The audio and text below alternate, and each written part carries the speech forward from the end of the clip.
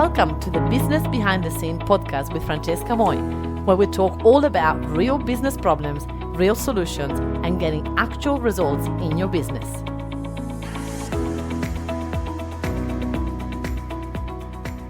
Hello, welcome to episode number 225 of Business Behind the Scene. My name is Francesca Moi, and I run a virtual assistant agency, and we help business owners scaling their business by hiring incredible, amazing, talented Filipino VAs from the Philippines to help them with admin, customer service, marketing, anything repetitive, anything that needs to be done more than once.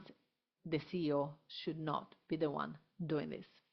And unfortunately, many CEOs think building a high-performance team is expensive.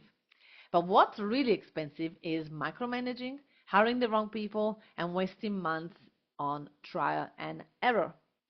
So what we want to remember is that without the right support, we, the CEOs, we are going to spend months spinning our wheels on scaling. But actually, a high-performing team multiplies our time and reduce stress and actually get the results that we need.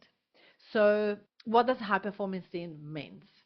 This is what, yesterday actually I was hearing that someone sent this to me on Instagram actually. They were saying, I'm going to find it for you and literally go through it. This is like what business behind the scene is. I'll go straight into my inbox and I'm going to have a look for you. Okay, found it. It says, you don't need a new team. You need to lead them differently. So high-performance team doesn't mean that your team right now is not high-performing, so you need to shoot them out and start new. We need to check if the problem is the way that we have led them. And often that was the problem with me. I have rarely fired someone. I have learned how to retrain them and restructure their tasks to make sure that they are in the right seat in the business. Because obviously you don't want to also throw away, if they are a C player, then yes, we don't want to have that. But you don't also want to throw away years of knowledge, right? Someone that is in the business and have been in the business for a while and they know things, it's valuable to the business, right? So you want to make sure that we highlight that and we support them to go in the right seat. I've seen businesses transform when CEOs focus on team strength, delegation, and trust, and that's so important for us to go back there and have a look how we can help the team thrive in their position. And Richard Branson said that train people well so they can leave, treat them well enough so they don't want to. Oh my goodness, this is powerful. So train them well enough so they can leave, treat them well enough so they don't want to. And it's about building a business that people don't want to leave. Building a business where there's a culture that they feel like wanted, they feel supported, they feel important, they feel valued. And it's not easy when you are just one person and a lot of team members, or even just one team members. We just always run fast and it's difficult. And that's why for me it was important to put a business manager in, that the business manager's role is to actually take care of the team and make sure that they look after the team. So in the masterclass, we had a person saying that the masterclass showed me how to build a team I trust, systems I can rely on, and processes that actually allows me to scale without stress. This is someone, JT from Brisbane, that came to one of my masterclass where I was teaching how to grow a business using the current teams, teaching them how to really thrive in your business and all of that. So we would love to chat to you today about identify your team's strength. So really spend some time with your team. And nowadays we have ChatGPT, like it's incredible. So you can actually, with a personality test and with some research on your team and give them some insight of maybe a meeting that you've done, put all that in ChatGPT and you'll be able to really assess the skills, strength and potential. You can literally analyze the call that you have done with your team and ask them questions about themselves, make them fill out a form, whatever you need to do to understand what the strengths are, and then make sure that they are in the right seat in your business.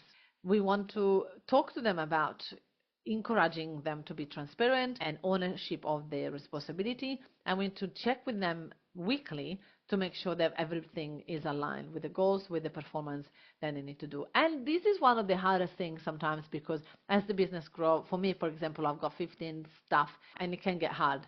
to meet. So that's why we need to make sure that we split all of that in different people. Implement systematic delegation strategies. So then we need to make sure that the team is clear on the standing operating procedures. So all the procedure, all the tasks that they need to do and the responsibility. And then we need to make sure that we teach them how to work independently. One of the biggest things that I teach anybody that I know, is if you having messages and questions left, right, and center from your team consistently, that means that you are not training them to be independent, you're training them to be dependent on you.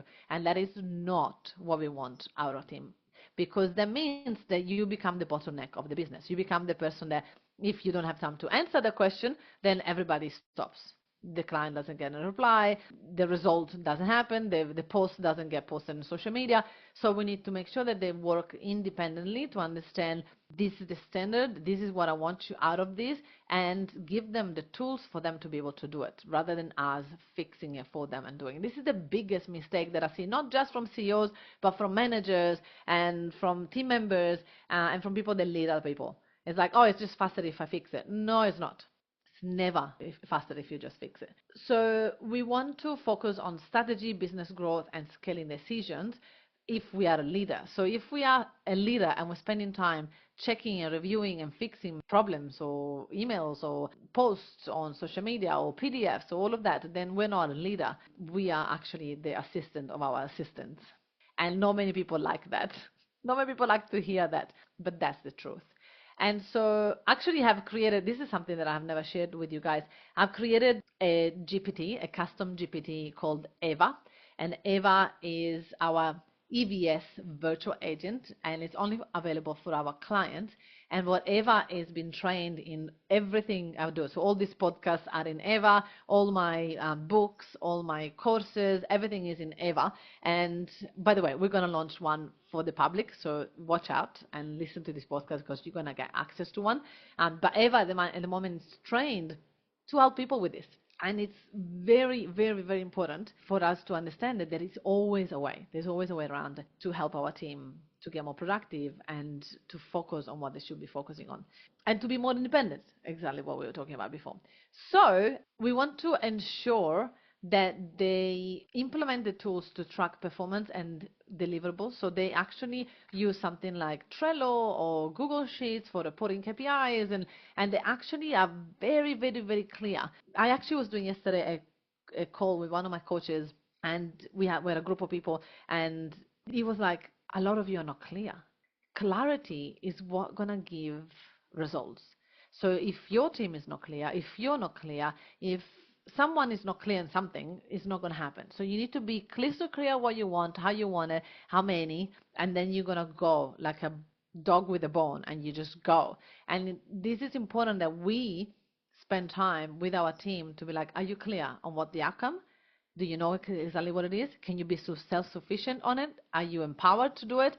Are you going to be productive to make it happen by the due date? Let's go. And this is when we can be stress-free, when we all can be more scalable in the business. So it seems easy, but I can guarantee you that if you have access to Eva, you will be asking a lot of questions. Because I had to do that. I had to learn that. I had to ask my coaches, like, wait, what? It's easy to think, oh, yes, it's clear, but is it really? So I would love for you guys to join me in my masterclass. If you are in Brisbane, come along. It's face-to-face at the Commonsley Hotel in Brisbane. We haven't done one face-to-face for years. I mean, we do the conference every year, but this is a different story. We're just going to talk about delegation. We're going to talk about scaling the business beyond 7 figures. We're going to talk about all the things you need to know for you to reach your goal in your business. So I look forward to see you there. Register, and I will see you at the Start Scaling Beyond 7 Figures with Confidence. Thank you so much for watching, and I'll see you there. Thank you so much for listening to this amazing podcast. Now, if you enjoyed this, you're definitely going to love my Facebook group where I've got over 11,000 people in it, and they're all business owners successful like you. It's called the Successful Entrepreneur Lounge, and in there I do classes every week, and I get to interview my clients, and I get to teach you all the things that I've done to get my business to 100K plus a month. So I look forward to have you in there. It's called the Successful Entrepreneur Lounge Facebook group in Facebook. I look forward to see you there. Ciao.